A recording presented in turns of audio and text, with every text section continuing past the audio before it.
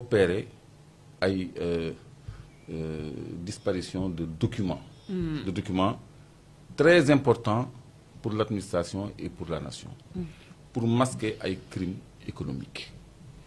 Pour rappel, building administratif, comme ni ko Moustapha waxee, tàkk na ay yooni. Trésor, c'est pas la première fois, mës na am incendie. Loolu kañ la woon? 2021. Je me souviens pas de la date. Moustapha dimbali ma wan ma élément boobu. Building administratif dafa amoon incendie. Mais incendie boobu c'était à la primature. Primature kan moo fa nekkoon en 2021 Moustapha. Donc ñu lakk dossiers yi réeral ay données économiques et financières yu am importance. ba mu jaral. Ça s'est passé en 2021, 2022, 2023, 2024. Diomaye ak Sonko ñëw au pouvoir. Diomaye mu ngi prêter serment le 3 avril. Le 17 avril, Ousmane Sonko dem building administratif di ubbilu enquête sur les circonstances de l'incendie de 2021. Kii nu mu tuddati Moustapha dimbali ma waay donc premier ministre bu ñëwee 2024. di enquête ci incendie bu 2021. moom xam na administration xam na ni c'est pas incendie bu ordinaire. Wow. Donc yooyu ñoom dañ koy def. pour dissimuler ay preuves. pour dissimuler ay traces de crimes économiques. Ce pays est en très grand danger léegi nag bu nekkee au niveau du trésor. nga xam ni les données informatiques du trésor le serveur a été mis en cause mën nañ ko attaquer mën nañ ko pomper mën nañ ci effacer ay données yoo xam ne mën nañu ñàkk traçabilité donc mu nekk ay affaires yu suspect yu bëri yoo xam ne li ci jiitu mooy le chef de service bi fa nekkoon dafa décédé. Waaw. Après supposé cambriolage bi am. Et on a fait croire à tout le monde. Mais que ça s'est passé la nuit parce que ci loolu ngeen commenté. Oui. Mais ku leen wax ni gardien ba ak policier ba gis nañu. Mais les portes de balcon yu ñu tijji. Est-ce que mënuñu ko tijji le jour def li ñuy def le jour bu ñu wàcc tijji buntu yi doone ci balcon bi dem. Parce que yow Clédor su ma la déggee yow da nga joxtu ne ay agents yu nekk sa ci biir bëccëg la ñuy def bëccëg la ñuy def li ñuy def bu ñu réeral enquêteurs yi. bu ñu indil ay pistu ay guddi lañ fa dugg policier bi gisul vigile bi gisul caméra yi gisuñu c'est en face du ministère de l'Intérieur. La nuit foofu c'est pas fréquenté c'est désert c'est impossible. li ñuy def bëccëg lañ ko def tëji seen buntu simuler vol bu noppi di ñu orienté comme nañu orienté woon ni Didier Badji kii demoon nañu nappi fële de dañoo lab te xamaguñu woon sax circonstance léegi ñuy orienté ni am na benn vigile ak benn policier ñoom ñoo monté woon. ñoom la ñuy entendre et tout le monde pense à la nuit c'est pas possible gars yi bëccëgu ndar kàmb la ñuy def li ñuy def simuler ay vol bu amul vol sans effraction la nuit nag nga mën a xarañee dugg biir trésor guddi def li ngay def yëpp génn tranquille amul non c'est pas possible. Tout le personnel doit être entendu. C'est-à-dire on doit mener une enquête sérieuse et méticuleuse. D'abord sur les circonstances du décès de ce chef de service-là. Et ensuite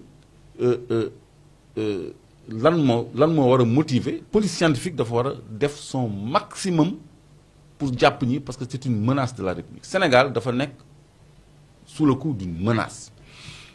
Le pays est attaqué de toutes parts parce que dafa am ay puissance ay lobby yu jóg pour ñii am échec. Gis nga même l'incident de gaz d'hier sur le gaz d'hier de GTA. Je l'ai traité hier avec beaucoup de réserve mais aujourd'hui je serai moins réservé parce qu'il s'agit de BP. BP dafa amoon problème aux États-Unis benn plateforme bu tàkkoon ñu indexé ci benn société bu tudd Halliburton dégg ngeen moo Halliburton. Est-ce que xam nga ñoo defaroon plateforme boobu tàkk te dañ leen désigné woon du doigt ils ont plaidé coupable et ils ont été condamnés ils ont payé 20 milliards de dollars pour clore l'affaire. ñoom ak BP ñu amoon ci problème ñooñu tey mais ñoo liggéey GTA ci seen filiale bu tudd KBR Kellogg Brown and Root kon BP mi nga xam ne dafa amoon problème déjà ak Halliburton États-Unis ci plateforme bi ñu tuddee Deepwater Horizon. Deepwater Horizon l'histoire là a été connue. Plateforme bu tàkk la woon boo xam ni dañ ci jiiñoon Halliburton mu plaidé coupable. fay 20 milliards de dollars 20 milliards de dollars ñu yemale fa affaire donc fii ci GTA aussi on nous signale une fuite. depuis plus de 2 semaines. boo xam ne am na société bu ñuy wax Kellogg Brown and Root KBR boo xam ni bokk na ci ñi def les travaux sous-marins ñoom ñooy def les travaux sous-marins parce que deepwater drilling forage en eau profonde ñoo ci mën donc ñooñu comment se fait-il que ñu neexawaat ak BP bay ànd di liggéeyaat Sénégal malgré jéye ji ñu amoon États-Unis tey jii bu ñu signalé ay fuite man damay gis ni rek dama koy teg ci contexte boo xam ni BP dafa mer gedd ay actifam yi nekk yaakaar teranga bëgg a jaay GTA retardé phase de production bi Macky ni woon 250 mégawatts la ñu soxla ci consommation nationale Ousmane Sonko ñëw ni 2 gigawatts la ñu soxla 8 fois plus la ñu soxla donc loolu est-ce que neex na leen donc il faut des enquêtes sérieuses léegi pour revenir ci affaire trésor bi loolu yëpp ak yeneen fait dafa constituer des attaques contre l'État du Sénégal. Affaire trésor bi Clédor est-ce que njort si aussi li nga xam ne moo nekk wàllum reddition des comptes yi. mais loolu la y a un journal de la place je crois que c'est Direct News qui a dit que opinion bi mu ngi indexer les inspecteurs du Trésor. mais ñoom ils n'ont fait que leur travail parce que les responsables ce sont les émetteurs. et non ceux qui ont décaissé. Parce qu'on a reproché au Trésor d'avoir décaissé, d'avoir joué le rôle de banque. Mais, nous avons dit tout le monde, nous avons dit émetteurs. Le ministre des Finances, le ministre du Budget, etc. La présidence. Donc, nous avons dit ces affaires. Donc, nous avons fait une communication pour réhabiliter le Trésor. Mais ce n'est pas le Trésor, c'est des agents du Trésor. À l'heure où on parle, il y a combien d'agents du Trésor en prison? Il y en a 8 qu'on avait pris d'un coup ci benn agence trésor bu nekk fii Sacré-Cœur.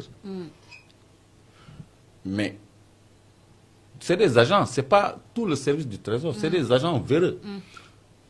L'affaire Tabaski Ngom, c'est un agent public, c'est un agent comptable public. Agent comptable public là, c'est un agent du trésor. Mais dégg naa ay waa trésor di ko protéger. défendre corporatisme. corporatisme boobu. buñ ko tegul ci suuf man dossier boobu xam nga musuma cee sore. yéen da ngeen ma ci enquête sax musuma cee sore. nangu wax loo mais on peut prouver toute la culpabilité de Tabaski Ngom en tant qu'agent du Trésor et agent comptable public. te ñoom xam nañu culpabilité niveau de culpabilité ak niveau de responsabilité. Mais pourquoi ngay défendre koo xam ni dafa def une faute de gestion à tout le moins une faute de gestion pour ne pas dire plus kon ñoom nañu garder seen sérénité te gis nga cette histoire là je crois que le régime daf ci war a def tout son pouvoir d'investigation parce que c'est attentatoire à nos données économiques et financières. Au-delà de nëbb ay sàcc wala ay malversation loolu ñun suñu système financier la ñuy déstabiliser. on veut nous déstabiliser. Lii c'est pas une question de vol. Et moi je ne crois pas à la thèse nocturne sans effraction. dañuy def li ñuy def daal di wut ay.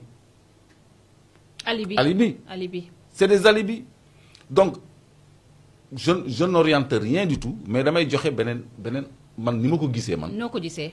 voilà nii laa ko gisee nii guddi en face du ministère de l'Intérieur foo xam ni même bu dee benn policier moo fa nekk ak benn vigile nga dugg fa kenn yéegu la awoo ci mais munoo accéder directement au balcon tu passes par des portes tu montes 2e étage.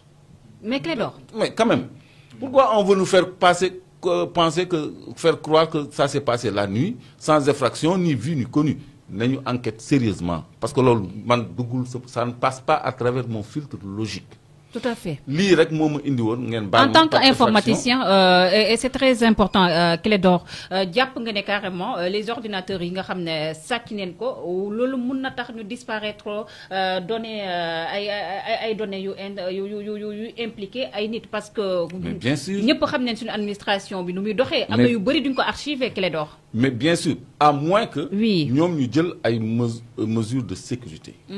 am ba yeneen backup yoo xam ne. bokkul ak serveur physique yi nekk foofu. moi je connais une banque BDK. tous les 2 mois ay serveur am da koy yóbbu Suisse est-ce que xam nga loolu. tous les 2 mois. ay serveur am yëpp da koy yóbbu Suisse donc si une banque peut prendre de telles dispositions l'administration war na mën a jël ay dispositions pour conserver ces données stratégiques kon lii c'est une atteinte directe à nos finances à nos institutions. Réformer l'administration sénégalaise Clédor. Non, renforcer le dispositif sécuritaire. Aussi bien sécurité numérique que sécurité tout court. Parce que j'entends parler d'un agent, d'un policier pour un immeuble. Ah, en tout cas. Et un vigile.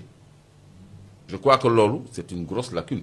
Faut que nous nous ben alkaati ak ben gardien. Lolo, je crois que c'est à revoir.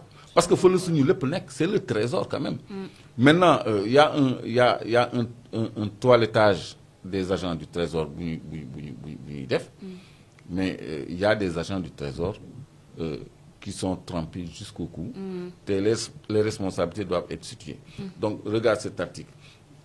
Qui Ousmane Sonko mu ngi doog a ñëw. Incendie au building administratif, coût de la réhabilitation, Ousmane Sonko en mode Colombo. Mais liiral ci suuf.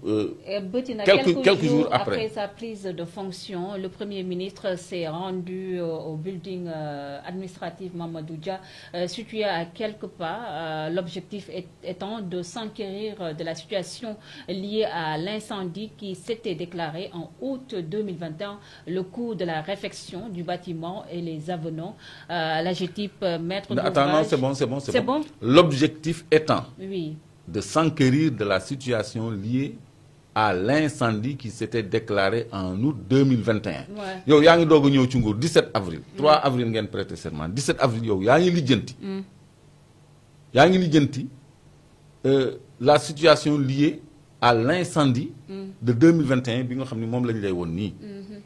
Kon Ousmane Sonko ba muy lijjanti loolu xam na ni dañu def ay dissimulation xam na ni c'est criminel c'est pas bu doon incendie normal yow doo jël fonction di lijjanti ay incendie en tant que premier ministre. ak milliards yu ñu wax dugal nañ ko sax pour réformer. Bon 40 milliards de yooyu sax ay surfacturation la ay sàcc la. mais incendie de documents stratégiques loolu je crois que luy delloo réew gannaaw la. moo tax dañ ci war a def suñu kéem kattan. Pour situer les responsabilités et agir avec la plus grande fermeté. Bon, puis jàngatee ci jël ci ay mesures nga xam ne on va pas nous déclarer des incendies préparés ou des cambriolages mal maquillés, très mal maquillés. Le système est toujours là. À qui profite Mais le système est plus que jamais là. Le système se bat. Le système est en train de se battre en sourdine. Ils font pas de meeting, ils font pas de marche, ils font pas de manifestation. Ils sont dans l'engrenage de la machine. Ils sont dans l'engrenage de la machine. Donc, à tous les niveaux, mën nañu porter préjudice à ce régime-là. moo tax nañu mun te continuer xeex bi parce que lii xeex la. waaw. maa ngi jégalu nag. Clédor non ci la ma intrusé ci seen émission. Parce que je tenais à donner moi ma lecture. que je ne crois pas que c'est un vol par effraction. qui s'est passé la nuit. deux portes balcons. nekkul rez-de-chaussée 2e étage la nekk. En face du ministère de l'Intérieur. La nuit, il n'y a aucune circulation là-bas. Pitch du fa nek. Mais pitch du nek fofu. Sans lumière ni mais quand même. C'est quand même c'est trop fort de café. Non, ça passe pas à travers mon filtre logique. Non. Man dal ni la ko gissé. Nañu enquête sérieusement té bañ ñëw duggal ci ay vol avec effraction la nuit. C'est pas un vol. Une affaire à suivre Clédor? Une affaire à suivre. Est-ce que